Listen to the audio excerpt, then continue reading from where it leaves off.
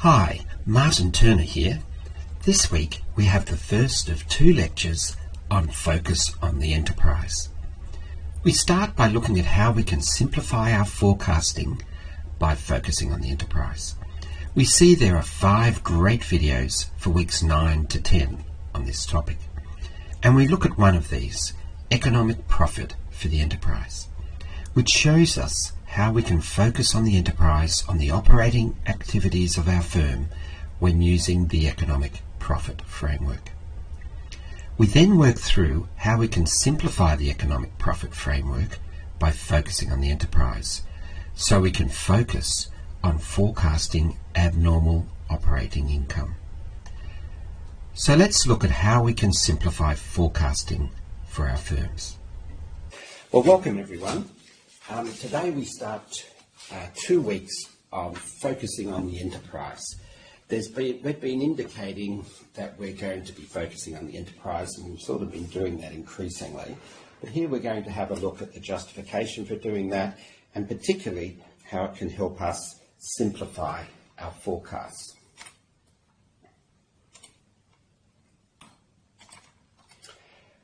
So if you are concerned, as most people will be at this stage of the unit, about how on earth you're going to be forecasting your firm with any sort of degree of confidence, well, an important way we can simplify the forecasting task is to focus on the enterprise. And that's typically why most people will focus on the enterprise when analysing firms. And we'll also, over these two, we'll focus on that today. We'll focus also a little bit on the economic profit valuation model, where we're focusing on the enterprise. In other words, we focus on abnormal operating income. So I'll be seeing how we develop that model in a bit of detail. Next week we'll finish that off and also look at the cost of capital for operations and levered and unlevered ratios.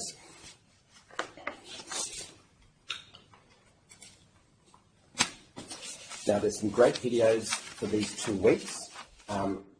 And the videos are a key part of the content delivery, and just as the study guide is.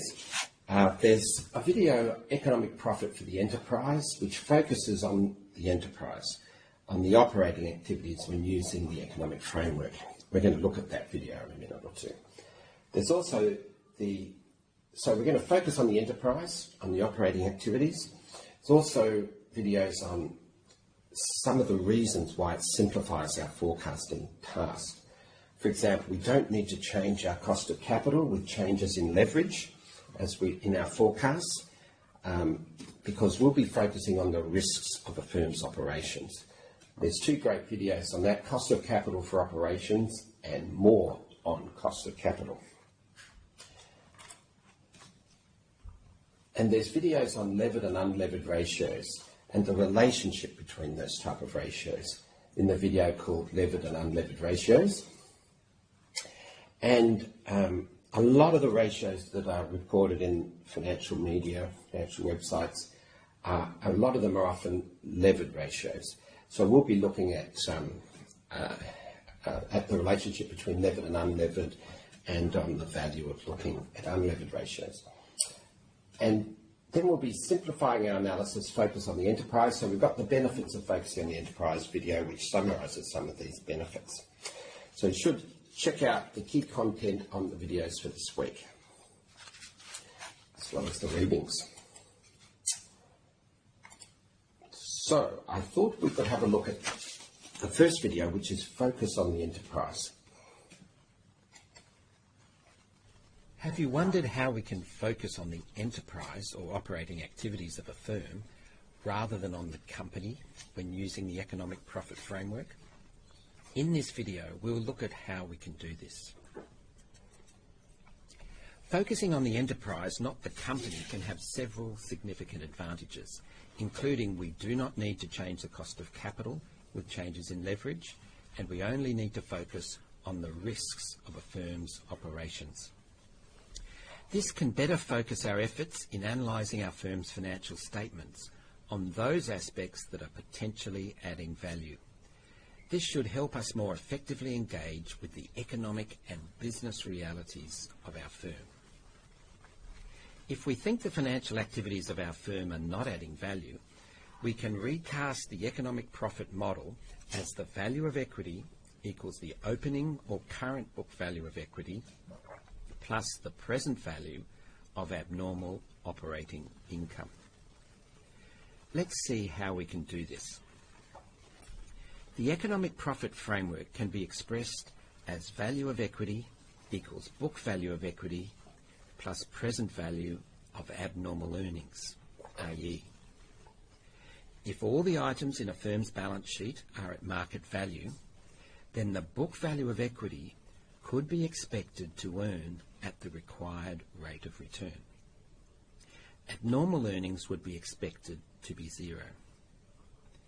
Another way of saying this is value of equity equals book value of equity. This implies forecast abnormal earnings, AE, equals zero. In principle, if the accounts could include everything at market value, then financial statement analysis would be totally straightforward. We could simply accept the book value of equity as equaling its market value. Unfortunately, this is not typically how accounting works. Even if some items in the balance sheet are at or close to market value, there will be others that are not.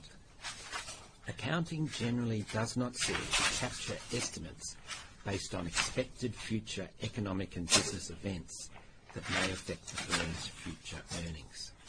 And where it does, these will be subjective and open to potential manipulation or to various biases in their estimation. However, some assets and liabilities may have zero expected abnormal earnings because they are measured at market value. We can express our economic profit framework as follows. Value of equity equals book value of equity plus present value of abnormal earnings from net assets not at market value. The reason we can safely exclude net assets at market value when calculating abnormal earnings is because by definition they will not contribute to abnormal earnings. All their value will be captured in the accounting book values. If we think our firm cannot add value from its financial activities, that is the same as saying that the book value of its financial net assets is the same as their market value. We know that equity equals net operating assets minus net financial obligations. The net operating assets of a firm are usually not at market value in a firm's balance sheet. This means that the abnormal earnings from net operating assets, that is, abnormal operating income, can usually be expected to be material, either positive or negative. The value of net operating assets will equal the book value of net operating assets plus the present value of abnormal operating income. We also know we can calculate the value of a firm's equity by deducting the value of a firm's net financial obligations from the value of its net operating assets.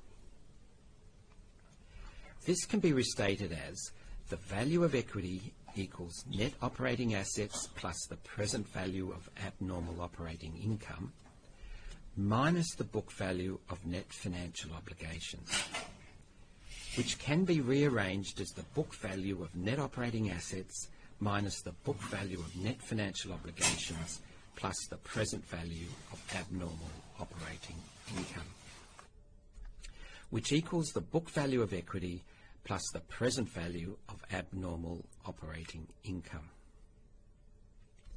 Do you see what has changed?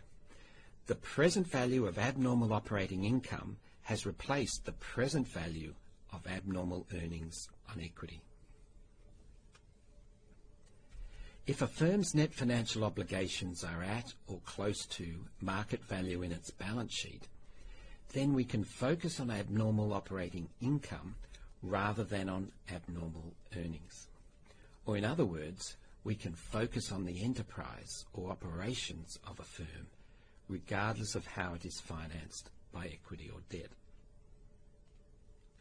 For further information on focusing on the enterprise, go back to Chapter 6, Section 6.1 in the study guide and also review Focus on the Enterprise weekly questions. Also answer, write and rate questions on Focus on the Enterprise in Peerwise.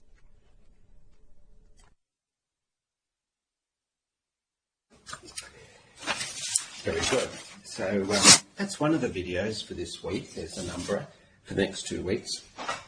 And it draws out some of the issues that are raised in the study guide, particularly section 6.1 in chapter 6. So we're going to have a look at some of these issues of how we can simplify our forecasting by focusing on the enterprise. Also, when you look at the videos, you can turn them on and off and make sure you're sort of connecting to some of the equations and so forth. And you can connect it into the study guide. So focusing on the enterprise, that's the operating activities of a firm, and ignoring the financial activities. So that's what we're looking at today. So we saw in the video we can replace our abnormal earnings with abnormal operating income. So instead of looking at and that excludes the financial activities of a firm. And we've restated our financial statements, so we've got our operating income separated out. So we can look at the model as value as equity equals the book value of equity plus the present value of abnormal operating income. You can go over the video a bit more to just confirm that. So another way of saying that is we're going to be focusing on the enterprise. The value of equity, and so we use V little OE as the value today. Value of equity as it equals the book value of equity. That's the accounting number. And for Ryman's, that's usually lucky to be half of its market value. The book value of equity plus the present value of abnormal operating income. So you can go back to that video that we've just seen, the economic profit for the enterprise, and section 6.1 of the study guide, to reflect on the basis of how we can do that and how everything connects to our models and frameworks.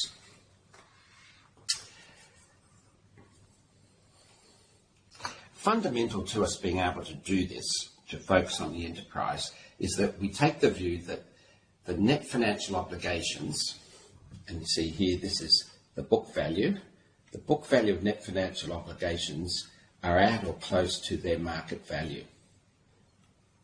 So the value of net financial obligations is close or at their book value in the balance sheet. Another way of saying that is that the financial activities don't add value.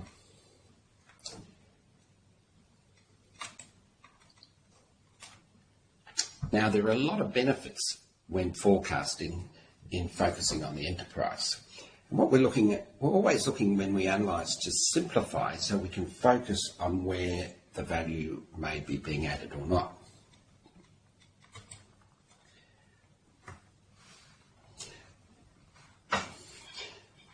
So we don't need to forecast the financial activities. We don't need to take a view about how the company might be going to do that. We can just focus on the operating activities, and that allows us to spend our time to better analyse the key drivers of value, those aspects of the business like Ryman Healthcare that might be most likely to be adding value. Also, by focusing on the enterprise, we protect ourselves from being deceived by, for example, increasing financial leverage might appear to be adding value to our firm, particularly when we're looking at levered ratios and so forth. We'll see that later on, where it may not be adding value. If we have the view that the financial activities are not adding value, then changing the financial leverage won't be adding any value. But it can appear to be in the ratios, and we can get deceived by that. So another part of this, by focusing on the enterprise, we protect ourselves from that.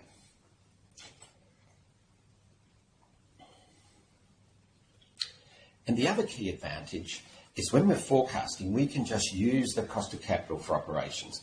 We don't need to adjust that figure over time with changes in leverage. The cost of as you change leverage, you're changing your risk for your equity, but we don't need to worry about that when we're focusing on the operation. And also, when we look at the continuing value, which we'll focus on in week 11, when we get to the end of our forecast period and have to make some judgments about how we're going to value the rest in terms of our continuing value, that's difficult enough. And so focusing on the financial activities can help us to simplify how we're going to come about a continuing value. So there's a lot of advantages of focusing on the enterprise. It makes the forecasting for our firms more doable in practice and more practical. And you can see how we've linked our economic profit framework based on operations to the frameworks before. Now, seek simplicity and distrust it.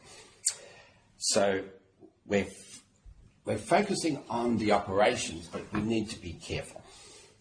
So a caution. As we're focusing on operations, it's almost like we've got to keep eyes in the back of our head in terms of whether or the financial activities may be relevant in different situations. And so we need to just keep the back of our eye on them. And just remember that we are excluding those financial activities. And, for example, companies can go bust. And that's where the financial activities are pretty significant. So risks of default and those sort of things, we won't be looking at when we're focusing on the operations. And there can be other factors where the financial activities might be relevant and whether they're adding or destroying value. So seek simplicity, focus on the enterprise, but just a caution that financial activities, just need to keep an eye on them in the back of your head as we look at firms to make sure that, that on those occasions where it might become important, we're sort of keeping aware of it. Now, with those comments, here's the value of equity equals the book value of equity plus the present value of abnormal operating income. That's now our economic profit framework as we focus on the enterprise.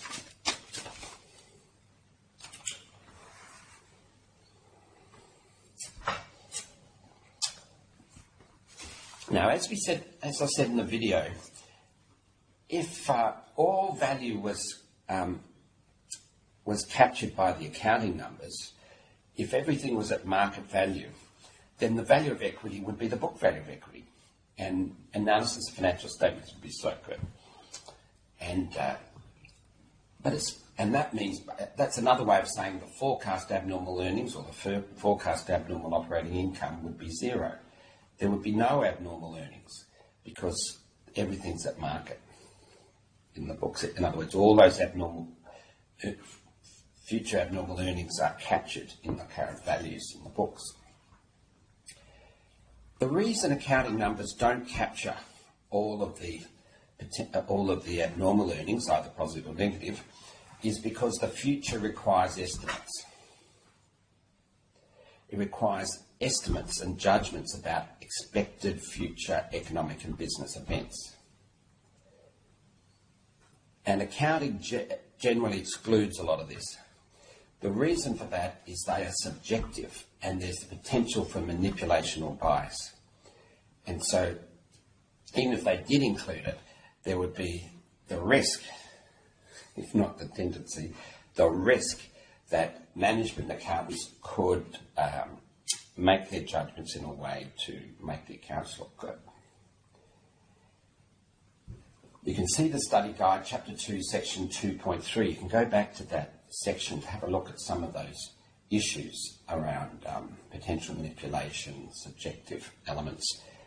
And And that's why accounting doesn't include a lot of those, and particularly some of the key things that it doesn't include is in that section of the study guide. So for these reasons, the book value of equity generally is not equal to its market value. And later on, probably next week, we'll have a look at just how much they typically can diverge, particularly for successful companies. Now, there has been a trend in accounting, in the international accounting standards for the last 15 years, to focus much more on fair value. And that's something that you would have looked at in Act 19062, intermediate financial accounting, particularly. And that's a big area of the international accounting standards where fair value plays such a big part in the valuation of a lot of assets. And that's the main reason why the US has been reluctant to become part of the international accounting standards. Is the concern in the US is that this heavy reliance on fair value and all the judgments involved in that could be manipulated. And so they have much stricter rules.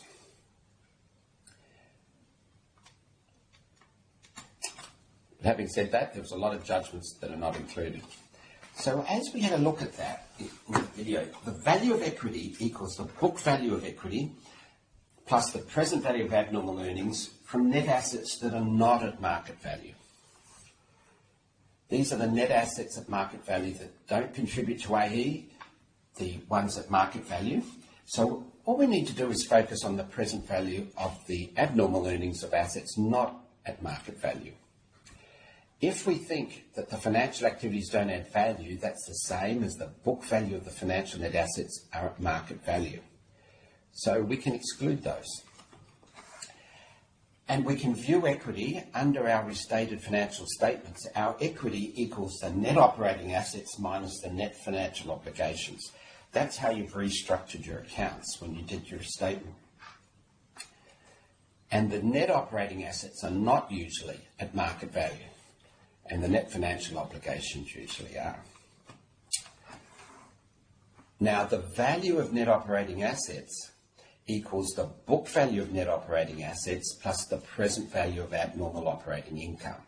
That's the abnormal earnings. Abnormal operating income is the abnormal earnings from net operating assets from our operating activities. It's usually material for most firms. For Ryman's, it's often a couple $100 million, the present value of abnormal operating income. And the abnormal earnings each year can be quite significant. So the present value is more than that for Ryman's. It can be a couple $100 million a year. So the value of net operating assets equals net operating assets, the book value today, plus the present value of abnormal operating income out to eternity.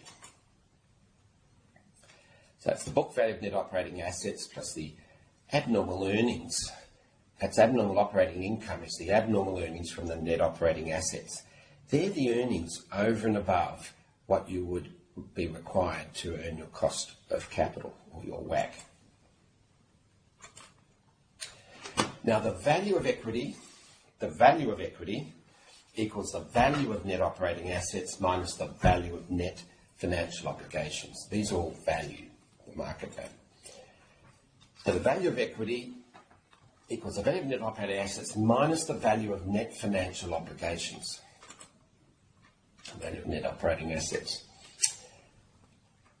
And the value, so that can be expressed as the value of equity equals net operating assets plus the present value of abnormal operating income. So we've replaced the value of net operating assets with its book value plus the present value of that future abnormal operating income. And minus the net financial obligations book value, as we consider that to be the same as its value.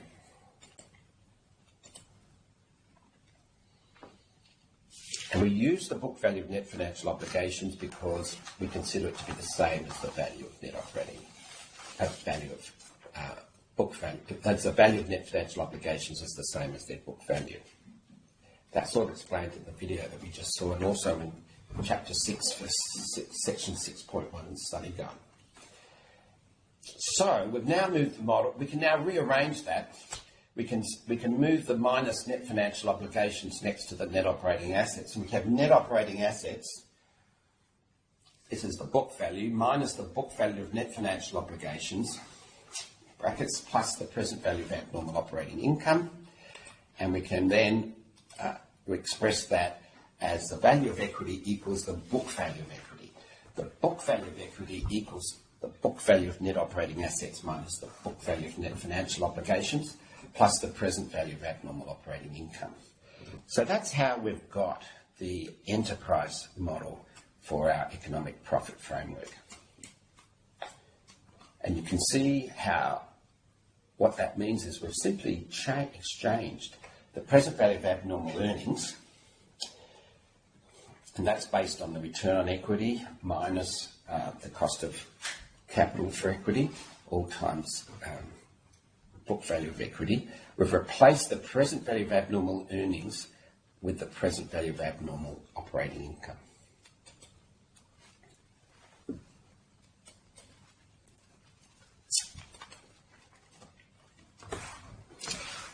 So there's a number of videos on how we move now to focusing on the enterprise.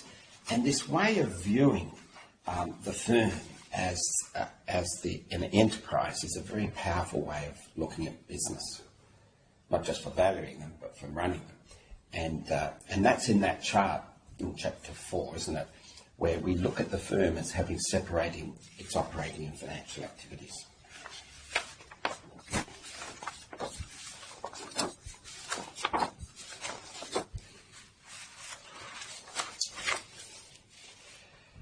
So that brings us to the economic profit abnormal operating income valuation model, which is the value of equity.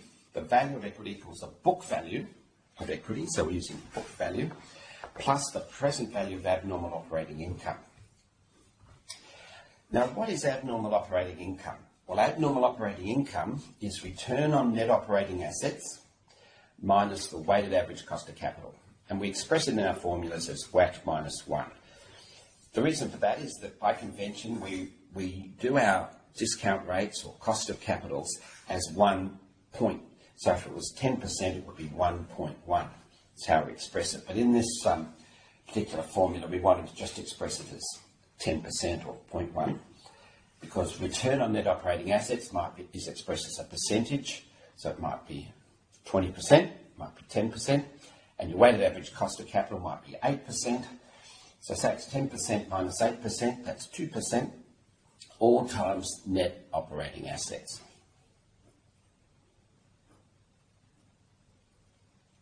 Ryman Healthcare has been growing its net operating assets very significantly for the past 35 years, and it's been listed for the last 20.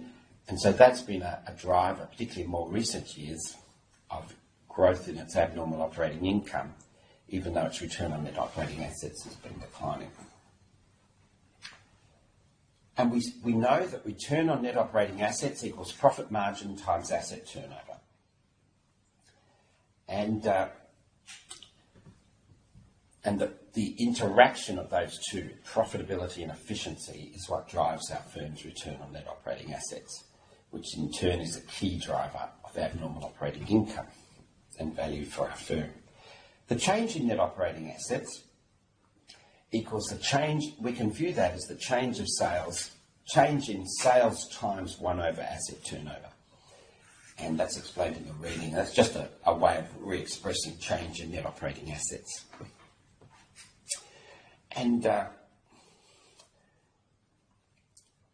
who'd like to tell me what asset turnover is? Just what it is, just the ratio. Does anyone know what asset turnover is? Just one at a time will be great. No, we've got a few nods in Brisbane. You're up on the screen, Brisbane. All right, what about profit margin? What's profit margin? How about, we'll start with that.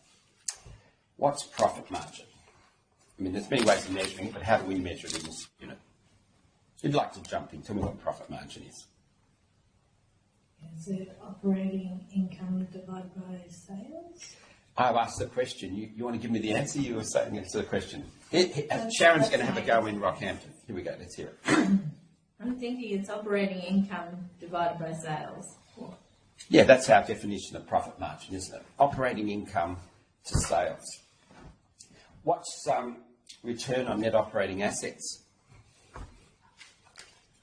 How about someone in Brisbane? What's return on net operating assets? What's the formula? It's a ratio. What's a ratio between two items?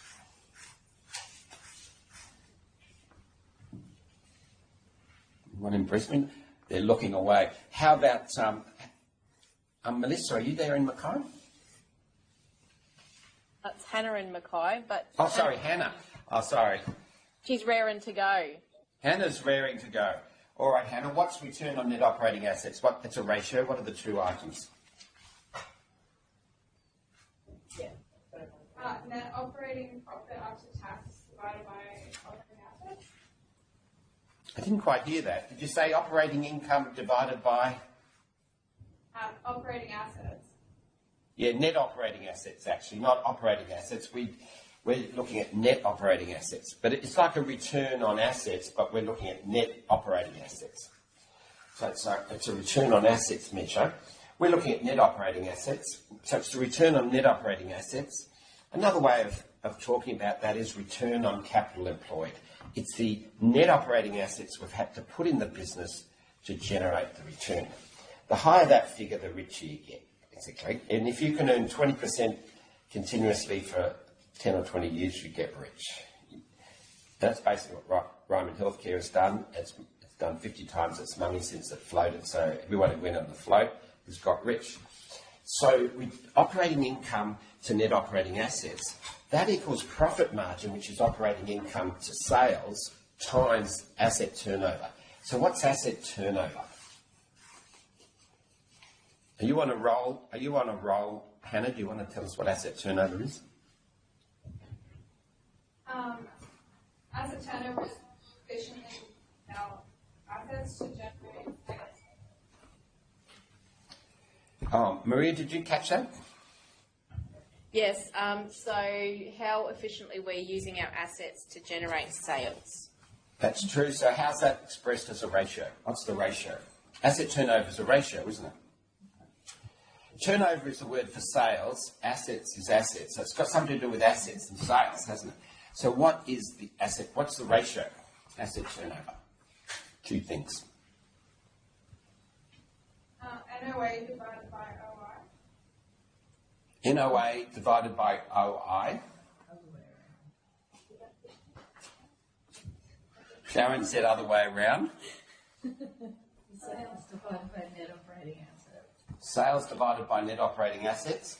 Yeah, well, that's right. You can do it in reverse. We're about to talk about that. But asset turnover is, Sharon. Sales divided by net operating assets. Yeah, and in English, that is how much sales can we generate from each dollar of net operating assets we have invested in the business. The more sales we can generate for each dollar we invest in the business, the richer we'll get, all other things being equal. And profit margin is the operating income to our sales. So the more profit or operating income we can make for each dollar of sales, the richer we get, all other things being equal. Most people, particularly if you haven't been involved in businesses too much, but also people involved in business where there might be reasonably small businesses, but also even larger businesses, most people have a good idea about profit margins. And that, it's good to be a big profit margin to a small profit margin. But a lot of people don't focus on efficiency too much. And profit margin isn't really what counts. The key that counts in business is the interaction between profit margin and asset turnover. That's what drives your return on net operating assets. People who are great managers of businesses any size, that's what they're focusing on. They're focusing on that interaction. How do I maximise the interaction between profit margin and asset turnover? So there's a few trade-offs involved in maximising that.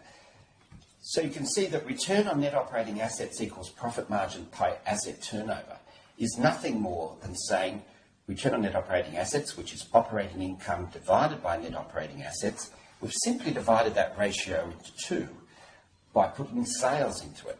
So we've got operating income divided by sales times sales divided by net operating assets. So we could just sort of divide out the sales and we get operating income to net operating assets. But that DuPont analysis of breaking up efficiency and profitability is a great tool. It's a great way of focusing on it. And you can see we can also break up net operating assets. The change in net operating assets we can do as times the change in sales times 1 over asset turnover. So what's asset turnover again? How about Sarah? What's asset turnover again? What's that ratio?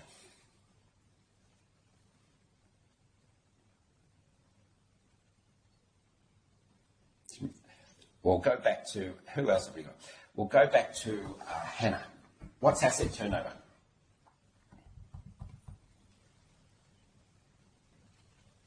Well, we can see Hannah there. Is that Hannah? Sales divided by NOA. I think, did you say sales to NOA? Sales to net operating assets? And so what's 1 over asset turnover?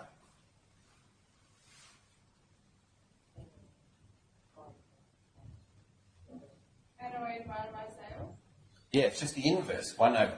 So if we do the inverse, we get asset turnover is how much sales can we get from each dollar of net operating assets. The inverse is net operating assets to sales, which is how much net operating assets are investing in the business for each dollar of sales. But look at this, 1 over asset turnover is net operating assets divided by sales. So what's sales times net operating assets divided by sales? What does that equal? Sorry? NOA. So it's just a way of showing net operating assets. We've just broken it up into 2 items, injecting in sales. Much the same as how we broke up return on net operating assets by introducing sales. So we had profit margin asset turnover, the same here. So we can see that change in net operating assets can be viewed as the change in sales times 1 over asset turnover. So as we grow sales, we grow our net operating assets if our asset turnover stays the same. Asset turnover is pretty stable for most businesses, except if we do some major restructuring or have major economic upheavals. It's a pretty stable number.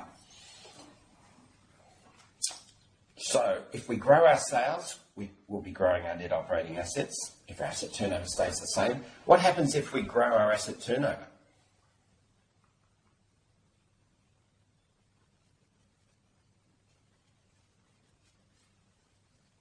Wouldn't we also have to be increasing sales then? I'd say the sales stay the same. Let's just say sales stay the same. Say our asset turnover improves and grows, gets bigger. What happens? In this formula, what happens to our net operating assets?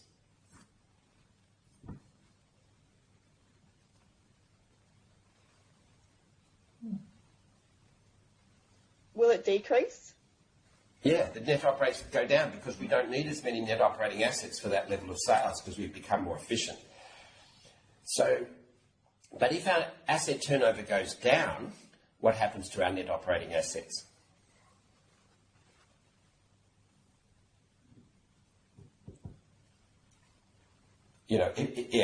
Does it increase or decrease our net operating assets if our assets, given that formula, if asset turnover goes down?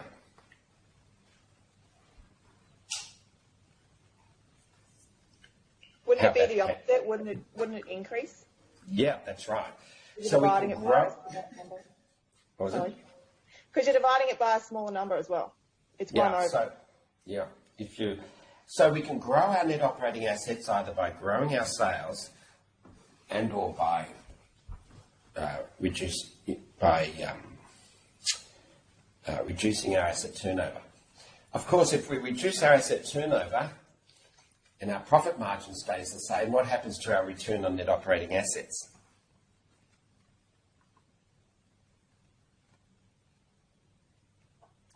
Anyone can answer, but Hannah's on such a roll. Does anyone else want to answer? See the return on net operating assets formula? What happens if asset turnover goes down? What happens to return on net operating assets? Goes down. It goes down. So you can see asset turnover has two effects. If it goes down, it'll increase our net operating assets, which is good for our abnormal operating income. But it'll also reduce return on net operating assets, which is bad for our abnormal operating income. So it depends which of those two factors is more as to whether it's good or bad. And so sales growth, it may...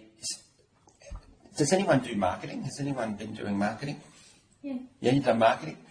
So marketers love to give the customers what they want. Have you noticed that?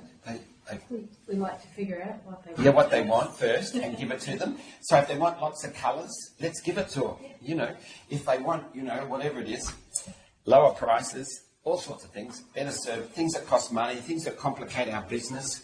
We start giving them lots of choice. We have to have more inventory. Everything becomes complicated. Marketers love to do that, don't they? And they don't have this. It's a rare person in marketing who has a strategic perspective. The businesses are not in the business of making their customers happy.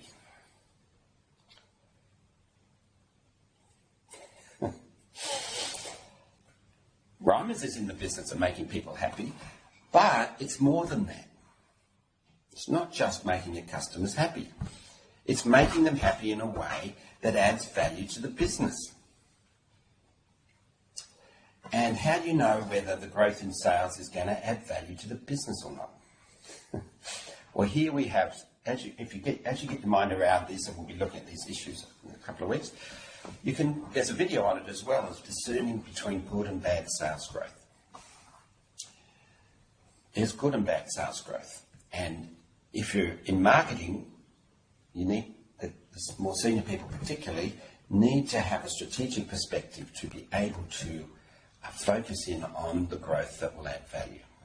That's what we're interested in business, not the growth that will destroy value. I've seen plenty of both, but particularly plenty of the sort that destroys value. And so we can grow our sales, but if we grow our sales and keep asset turnover constant, in other words, we're not increasing our inventory, so, per dollar of sales, we're not, mucking around, we're not having to, invest more into the business in relationship to the level of sales for each dollar of sales, then that will unambiguously be good for growing our net operating assets, maintaining our return on net operating assets, and growing our abnormal operating income. Anyway, that's enough of that. We'll be coming back to those sorts of issues. But you can see this is the model, the abnormal operating. This is the economic profit model now, focusing on the enterprise.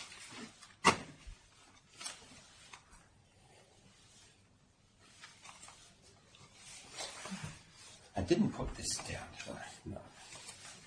I didn't. All right.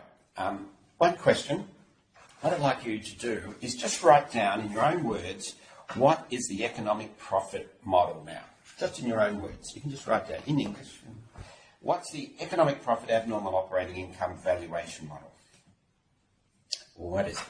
I'll give you a minute. You can just type it in or write it down in your own document.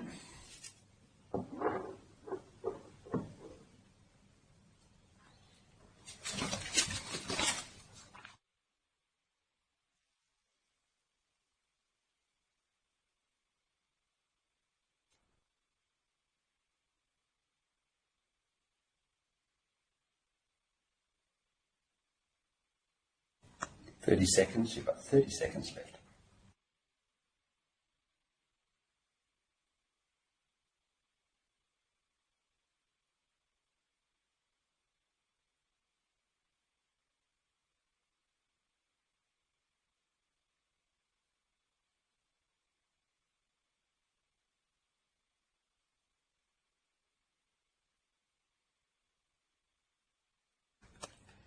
What is the economic profit model now that we're focusing on the enterprise?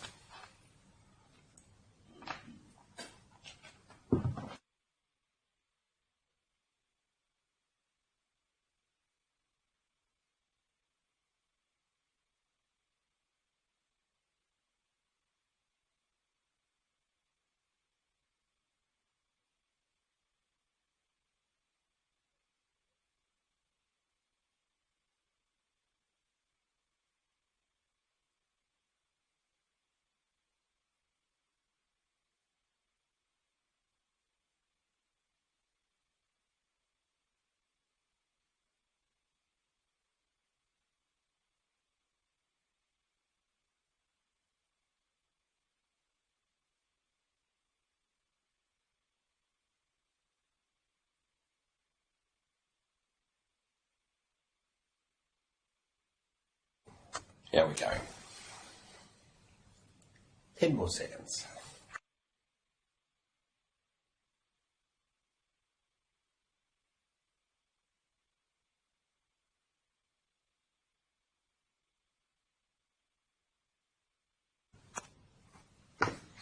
Okay. Jimmy, are you there from Sydney?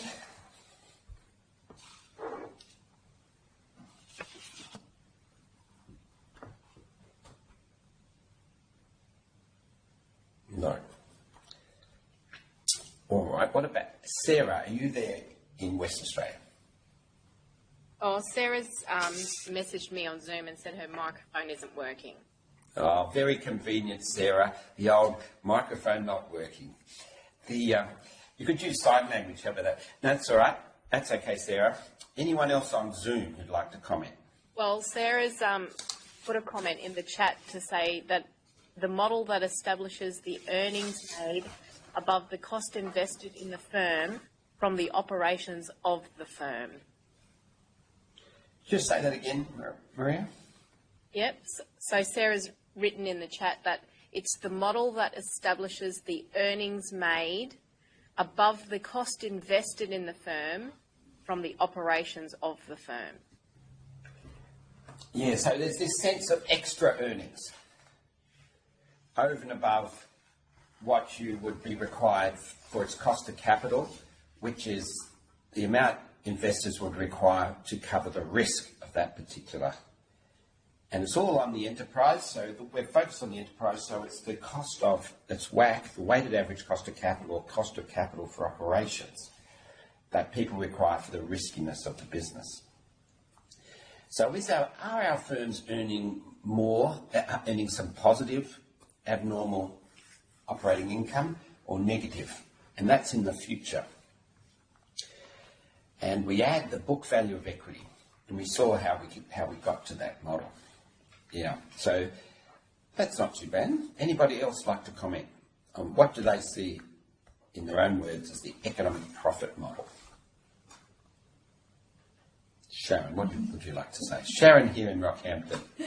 I wrote the economic profit valuation model is a way of showing how the enterprise adds value to the equity investor by using the relationships between operating income, net operating assets, sales, profit margin, and asset turnover. Sharon broke up the items into their key accounting drivers.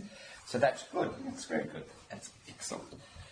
And you see how the model brings us to focus on these key accounting drivers, and that allows us to ignore other things.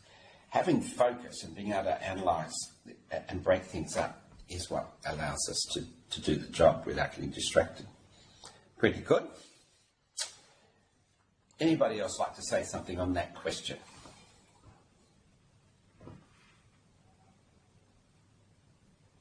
Just one at a time will be good. Anyway, that's our model. That's our model now. We're focusing on the enterprise. I know we've sort of been working our way towards it. And then we'll just wrap up on this slide before we go into the broader discussion.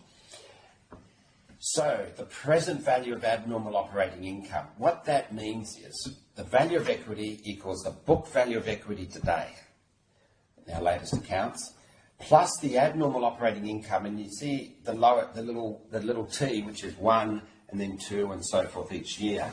The abnormal operating income that we forecast in year 1 divided by the weighted average cost of capital, plus the abnormal operating income in year 2, divided by the weighted average cost of capital squared, plus ... We're going to do it for 5 years. Abnormal operating income T will go out to 5. That's our forecast period.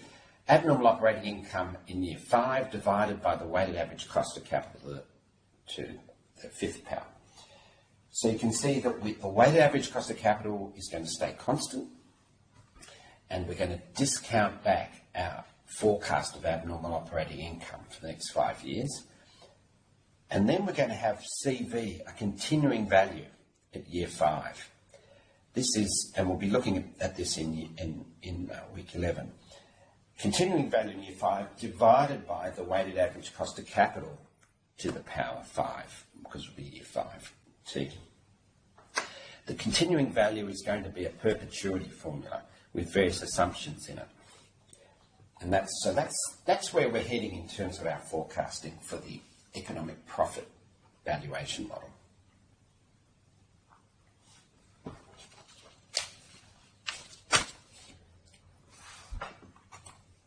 And as we know, we can't just stick to the numbers. We've got to focus in on to what our business and what's actually driving the numbers in the past, the economic and business realities of our firm, making those connections, forecasting those economic and business drivers, not the accounting drivers. We forecast the economic and business drivers, and then we link them back to these future accounting drivers, which leads us to our forecast of abnormal operating income in the future years.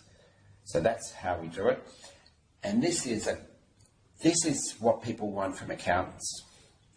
This is in the context of valuing a firm, but in terms of whether you're a management accounting in a larger firm, whether you're an accountant advising a client, they're wanting people who understand how the accounting numbers are put together to tell them what those numbers are telling them about the real business, and then giving some advice about what people need to be doing about it. That's the job of the accountant. And if you can get away from the idea of thinking the numbers are the answer, then you'll have got something out of your degree on this subject. All right, we'll skip through the rest of the slides because we'll look at them next week. And let's go to the minute paper. So if you skip through to the last 2 slides, what was the most important thing you learned today? And secondly, what questions still remain unanswered? I'll give you 2 minutes today.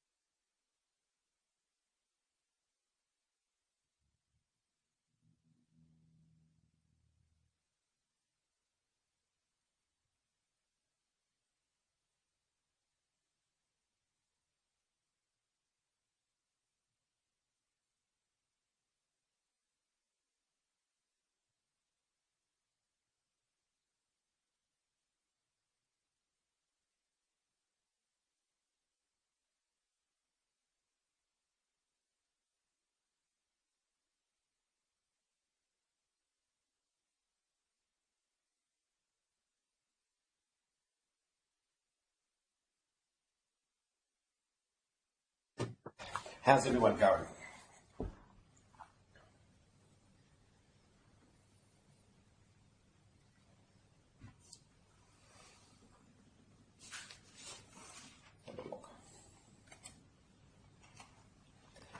Oh, Maria, would you like to take us through the first one? What was the most important things you learned today?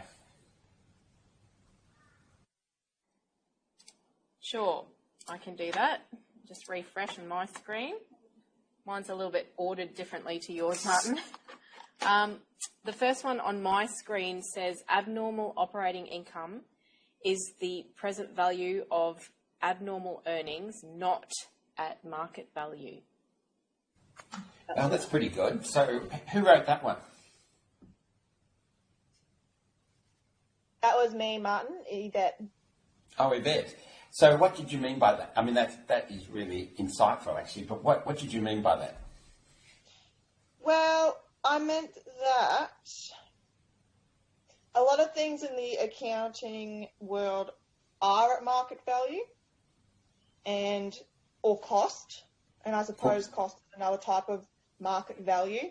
If that's what something costs, that's what the price is on the market. But the focus of this is that the abnormal operating income is all the things extra that aren't at market value. Yeah, that's good. You see, cost. We put a lot of things in at cost like property, plant and equipment, we put in at cost first, don't we? And then we use fair values later on. Ryman Healthcare does that. It has a lot of properties and develop. It puts them in at cost. It can sell its properties probably at twice what it pays for, probably at least twice, I suspect.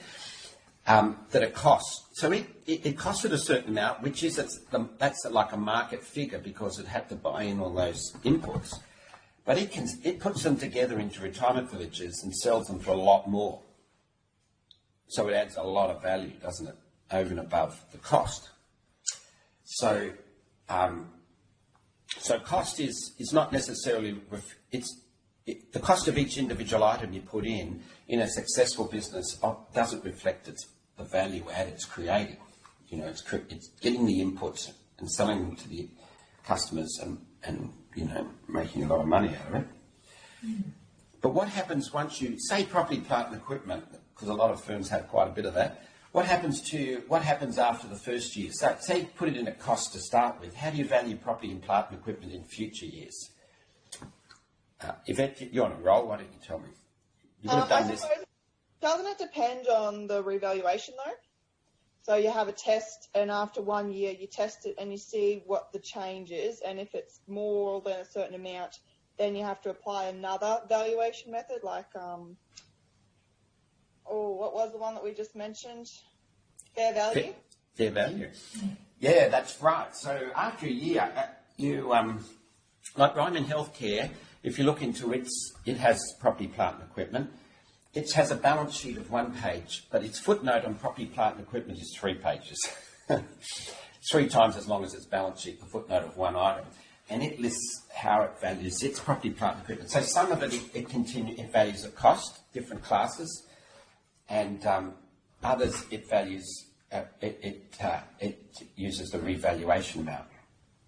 And so different classes, that's right. So if you want to revalue an item of property, plant and equipment, you have to revalue the whole class. So you can't pick and choose items within that.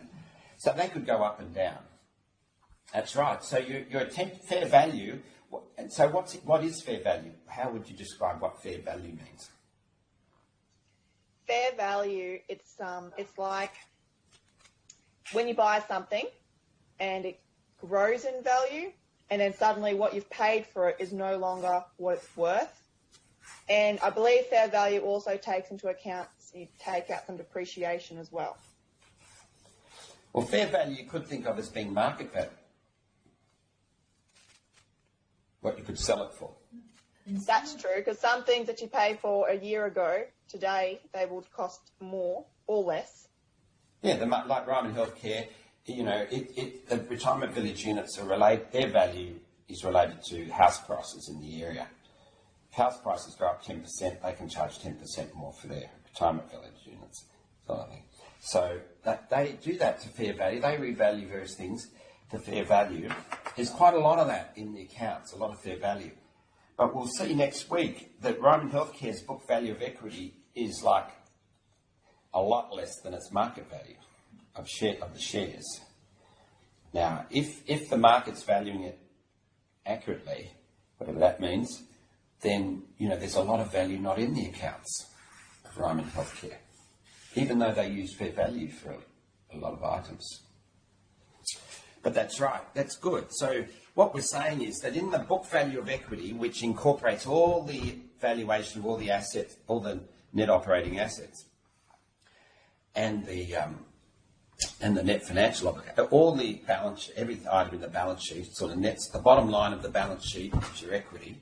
That book value of equity may exclude quite a lot of value, either positive or negative. And that's the present value of abnormal operating income. That's what you'll be forecasting. You won't just be forecasting the number. You're going to be forecasting the drivers of those different accounting drivers that Sharon talked about. So that's an insightful comment there, Yvette. That's great. Oh, Maria, what's the next one? Do you want to take us through? Yep, so the next one on my list says, the most important thing I learned today is the economic profit valuation model, abnormal OI, and what that means for a firm. Now you see how, who wrote that one? Who said that one? That was Hannah, she says. Hannah. Oh, we can see Hannah on the screen actually, can't we? Hannah, that was Hannah. And you see how Yvette sort of described a bit more specifically what the insight was. You just said, I now understand the model. So what do you understand the model to be?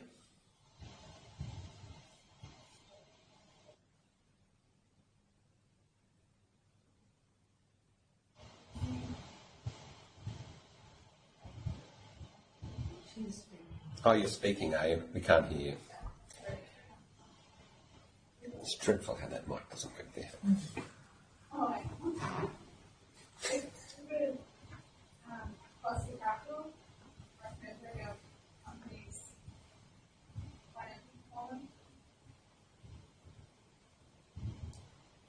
So, Martin, I might just summarise. Yeah, I couldn't. I'm not sure that you heard any of that. No, we couldn't hear it in Rocky, sorry. I've got her microphone turned right up. I don't know why they can't. Can you hear I don't know. the other unit? We can hear you really well. Yeah, my Maybe mic. it's just Rocky. So generally, she said it's a way of valuing the firm based on its weighted average cost of capital, taking into account abnormal earnings. And what was the next bit?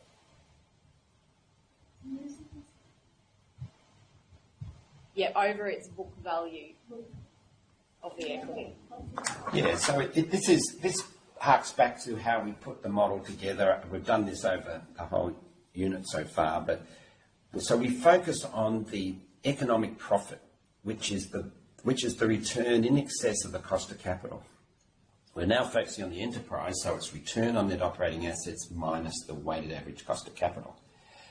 When you studied economics, was it possible to make economic profit in economics? Sharon's saying no. No, we never ever learned anything about economic profit. You probably did a little bit. Hannah says yes, but it wouldn't last long because other firms would enter the market and eat it up. Exactly. That's the economic principle, isn't it? That, that's the rational person. Used to be called the rational man, I suppose. It's a rational individual. The rational person, that underlies economics. Economics is very powerful, and it has a few assumptions. So it's saying everyone's rational. We know that people are rational. We know that. We live in the world. But it's a powerful model, and it says that if there's super profits to be made, say, in retirement village construction, everybody's going to pile into it, and they'll whittle away those profits. And the prices will come down because the supply will go up, all that sort of stuff, supply and demand. And the price will come down until it sort of equals out. So they'll get competed away quite quickly. So how long has Ryman Healthcare made economic profit? Is it 20 years? It's been listed for 20. It's done it for 20. And in fact, it's been going for 35 years. So pretty well for all of those 35 years, it's been making substantial economic profit. And in fact, if anything, it's growing. So how does that work?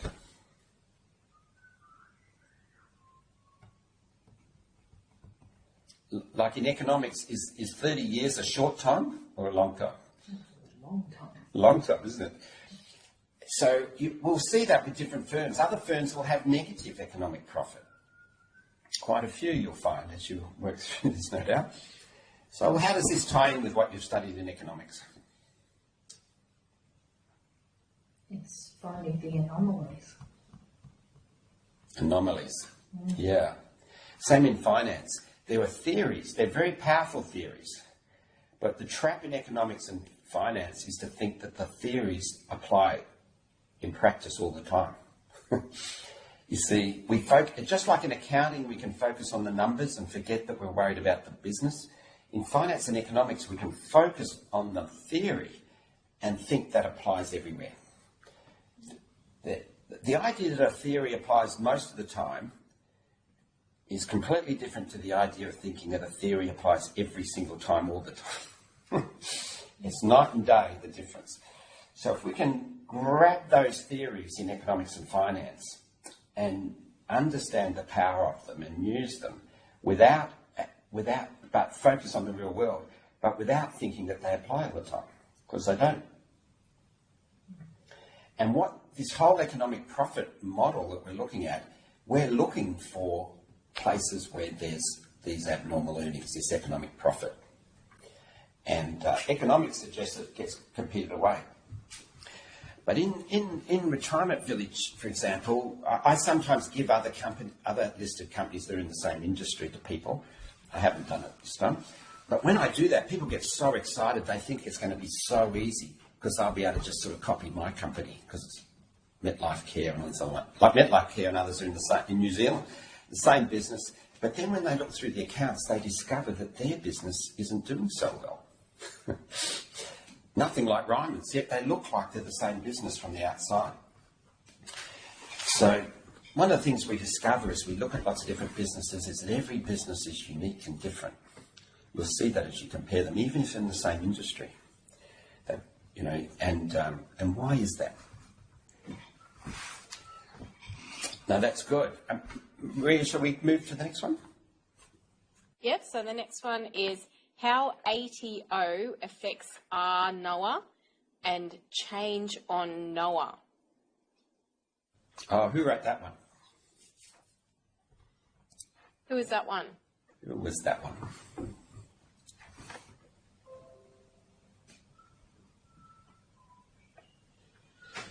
Maria in Brisbane did. Oh, hi. What did you mean by that? It's a very good response. What did you mean?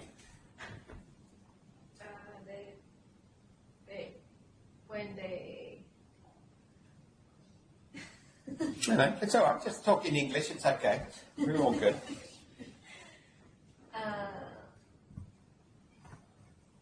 Wait.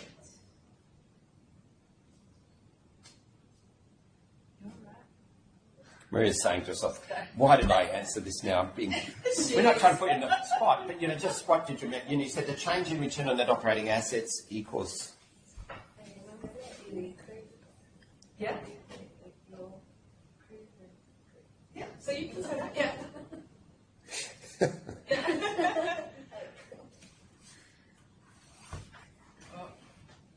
You said when they still decrease, then the RNA return and net operating asset decrease as well. And if the ATO decreased, then the change in net operating assets increased. Could you hear that, Martin? I think so. Lois, do you want to just say that again? I was just... Yeah. So Maria's saying, so when the ATO decreases, then the change in net operating assets increases. Yep. And then vice versa. So like the that connection between the two she was talking about. Yeah, that's an interesting relationship, isn't it? And you can see that it if you worsen, if you like, or decrease your asset turnover, you increase your net operating assets, which will, all other things being equal, will grow your economic profit. But of course, also when you increase your asset turnover, if you decrease your asset turnover, you also reduce your return on net operating assets. So there's two factors going in opposite directions. So it depends which one of those two is the biggest, which particularly relates to your sales growth. Because the marketers, they might be telling you everybody wants 5 different colours, so you go that route, and so you have bigger inventory per dollar of sales because you're now offering all these things. You've got to have more stock. That may reduce your asset turnover, but it might well increase your sales, and it might increase your sales more than than reducing your than the effect of reducing your asset turnover. So if it grows your sales, reduce your asset turnover, both those factors will be growing your net operating assets. That's good for your economic profit. And if the downward effect on your return on net operating assets is less than that, you'll be growing your economic profit. Also, even though you might be reducing your asset turnover, that's one factor. We won't go into the others. No, that's good. So you're starting to see some of these relationships. There's a little bit more complexity in business than just giving the customer what they want, just growing the sales. There's more to it. And accounting is understanding these sorts of accounting relationships, how the accounting numbers are put together, are critical to being able to run a business and focus on these things. This may be why people with accounting backgrounds seem to end up running companies. Who knows, who's the person who's been running Alibaba who set it up? Who's that Chinese? You'll know. Who's the guy? Who's that channel? No. Who's set up Alibaba and has been running that? It's the richest person in China, I think. Ma Yun. Pardon? Jack Ma. Yes, Jack Ma. Jack Ma. Chan knows Jack Ma. Jack Ma's he's retiring. He's slowing up. He's replacing him. He's got someone to replace him. Do you know who's replacing him? No. Guess what? It's the CFO. The accountant is taking over Alibaba in these accountants. They're always popping up, aren't they? Why is that? When you understand that, you can get a bit of a sense of why that is. They're not just accountants who are counting the beans, who are just looking at the numbers. No one cares about the numbers. There's someone who can use their understanding of the numbers to connect to the business. Alibaba's a mighty big business, tricky to run. They can manage these sorts of things much better. If you just think you're trying to increase the sales, you ain't anywhere, are you, in running these businesses? You've got to understand these sorts of relationships. So you're getting a bit of a sense of that here. You might, these accountants, these people with accounting backgrounds keep popping up everywhere. All right, thank you for that. Maria, do you want to take us to the next one? Yes, the next one is a positive key marketing perspective is to make your customers happy in a way that adds value to the enterprise. That is fantastic insight. I tell you what, if you go down the marketing route and you know that, and you have the accounting skills to be able to measure it and connect to it, you'll be 1 in 100. And that's what people are looking for strategically from marketing. It drives everyone nuts that the marketing people just want to look after the customers.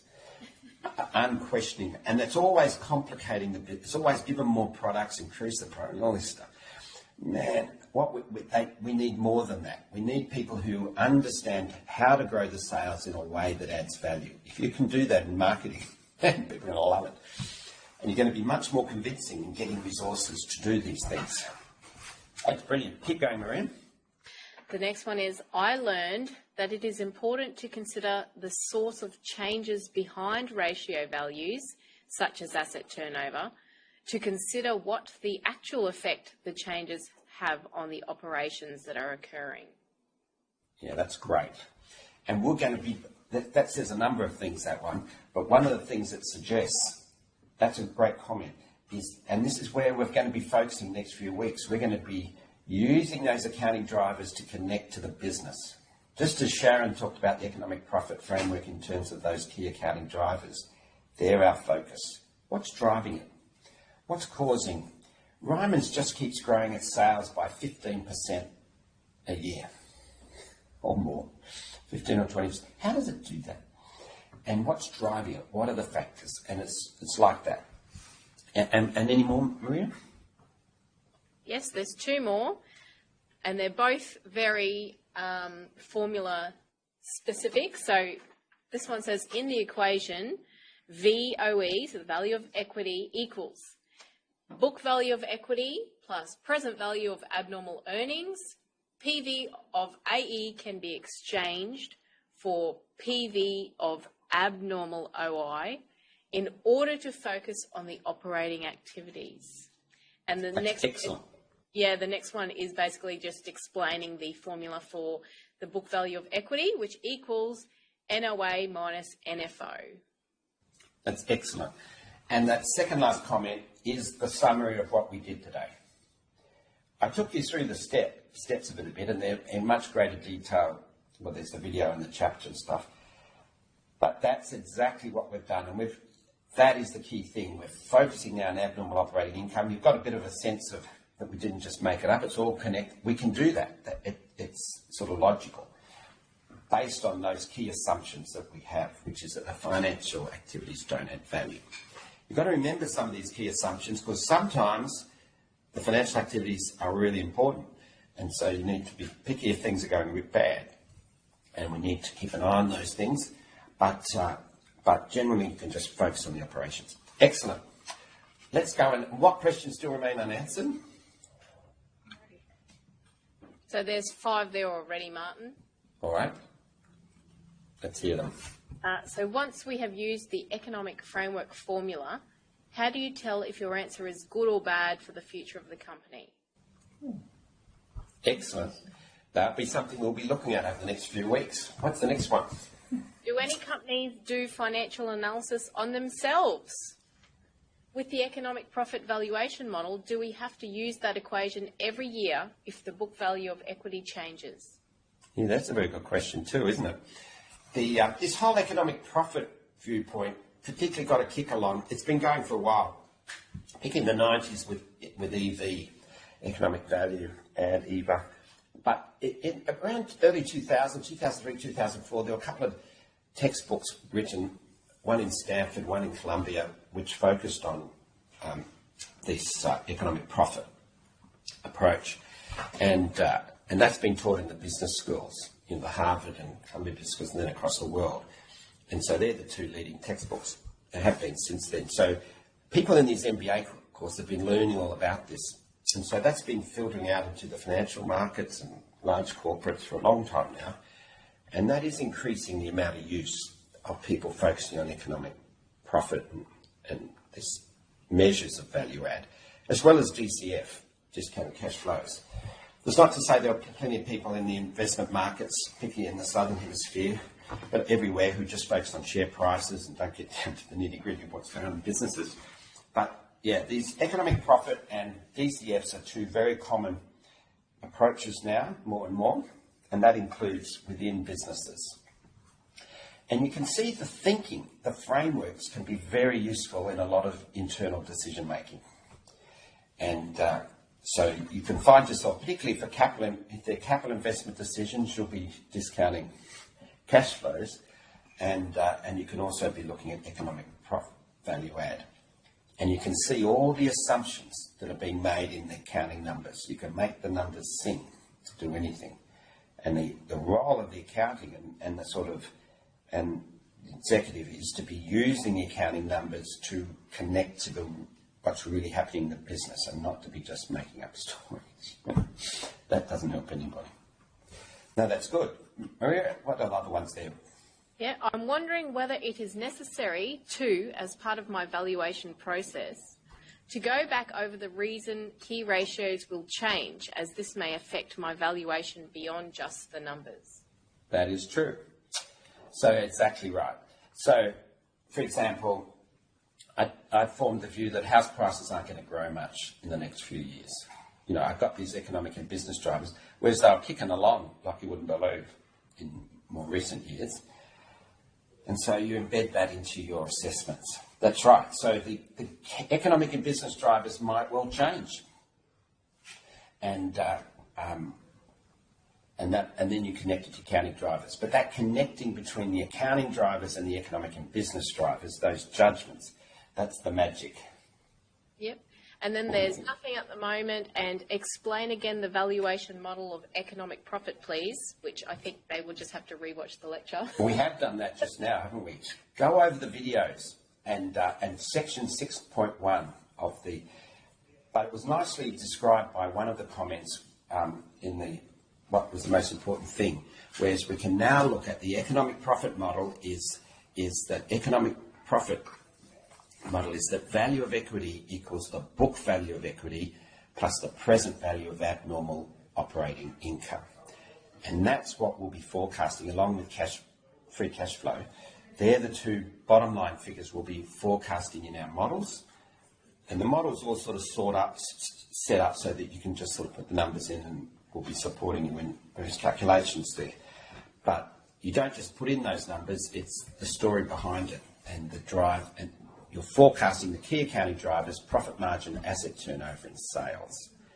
And that will lead to your forecast.